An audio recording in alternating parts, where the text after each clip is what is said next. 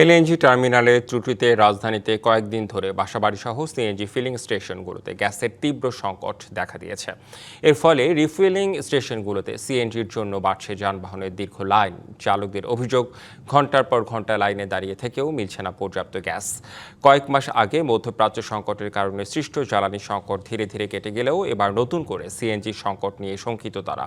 এদিকে কমিশন বাড়ানোর দাবিতে 30 জুলাই দেশজুড়ে সিএনজি ফিলিং স্টেশন বন্ধের ঘোষণা দিয়েছে Bangladesh CNG filling station and conversion workshop owners association. দাবি পূরণ না হলে 23 আগস্ট থেকে অনির্দিষ্টকালের জন্য সিএনজি ফিলিং স্টেশন বন্ধেরও ঘোষণা দিয়েছে সংগঠনটি। আমরা তো পাইতাছি না, আমরা গ্যাস কি করবো? এই সরকারের দুটো নজর দিত তা আমরা সব থেকে ভালো হইতো আর কি।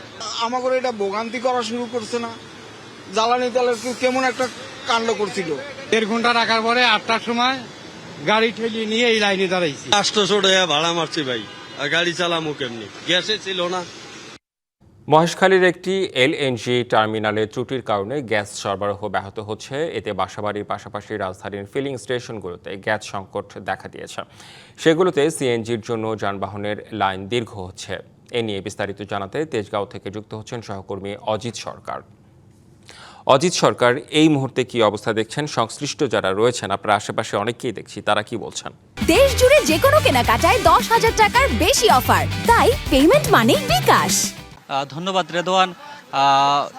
এই মুহূর্তে আমি আছি রাজধানীর তেজগাঁওয়ের একটা পাম্পে আছি, গ্যাসের পাম্পে আছি। তো গ্যাসে এখানে কিন্তু অনেক লোক আপনি দেখতে পাচ্ছেন যে পাশেই দাঁড়িয়ে আছে তারা।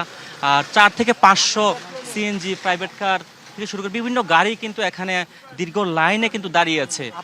আর এখানে যারা চালকরা যারা বলছেন যে এই পাম্পটাতে গ্যাস নেই, সেই কারণে কিন্তু সকাল থেকে কিন্তু এটা বন্ধ রয়েছে। আদৌ সেটা কখন চালু হবে তারা কিন্তু অনিশ্চিত, তাদের মধ্যে শঙ্কা কাজ করছে। তারা এখানে গাড়ি দাঁড় করিয়ে রেখে তারা কিন্তু অপেক্ষা করছে, অপেক্ষার প্রহর গুনছে আসলে কখন রাত পোহাবে, কখন তারা আসলে গ্যাস ভরতে পারবে, সে শঙ্কায় কিন্তু তাদের মধ্যে আসলে বিরাজ করছে। আর এমনটিও বলছেন যে দীর্ঘদিন কিন্তু একটা জ্বালানি তেলের একটা সংকট ছিল, সেই সংকটে কিন্তু তারা আসলে ভোগান্তি দেখেছে। রাজধানী সহ সারা দেশে যে একটা তীব্র সংকট, সেই সংকট কিন্তু তারা দেখেছে। সেই কারণে তারা কিন্তু আসলে একটা অনেকটাই শঙ্কিত, যে বলছে আসলে সেই দৃশ্য কি আবার তাদেরকে দেখতে হয় কিনা, সেটা নিয়ে তারা আসলে কিন্তু অনেকটাই আসলে শঙ্কিত, তাদের মধ্যে শঙ্কা কাজ করছে। আসলে তারা বলছে যে আসলে এটা কি দীর্ঘস্থায়ী হয় কিনা, তারা সেটা নিয়ে আসলে খুবই চিন্তিত। আমি একটু কথা বলবো, এখানে দেখতেই পাচ্ছেন যে অনেক লোক কিন্তু এখানে দাঁড়িয়ে আছে। তারা আসলে খুব প্রকাশ করছে যে আসলে সরকার যেন তাদের এই বিষয়টা যেন গুরুত্বের সঙ্গে দেখে।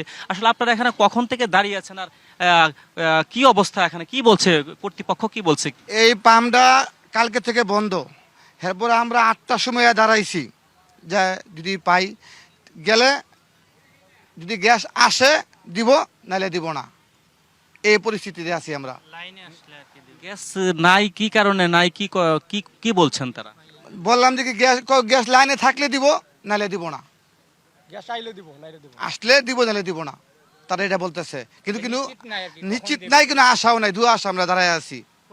জি ধন্যবাদ রেদওয়ান। আসলে আপনি যেমনটি শুনছিলেন, তারা কিন্তু অনেকেই বলছেন যে আসলে এই পাম্পটাতে গতকালকেও কিন্তু আসলে গ্যাস ছিল না, আজকে সকাল থেকেও তারা কিন্তু অপেক্ষা করছেন গ্যাসের জন্য, গ্যাস কিন্তু নেই। তারা এমনটিও বলছেন যে রাজধানীর অধিকাংশ পাম্পে কিন্তু আসলে কিন্তু বন্ধ রয়েছে, আর যেগুলো তারা ঘুরে ঘুরে অনেকে ঘুরে ফিরে দেখে আসছেন যে এগুলোতে নাই। হাতে গোনা কয়েকটা পাম্প খোলা আছে, সেগুলোতে গ্যাস দিচ্ছে, যদিও যেগুলোতে দীর্ঘ সারি 2-3-4 ঘন্টা দাঁড়িয়ে থেকে তাদেরকে কিন্তু গ্যাস নিতে হচ্ছে। তারা এখানে আদৌ তারা কখন গ্যাস এই পাম্পে আসবে, কখন তারা পাবে, সেটা আসলে অনিশ্চিত।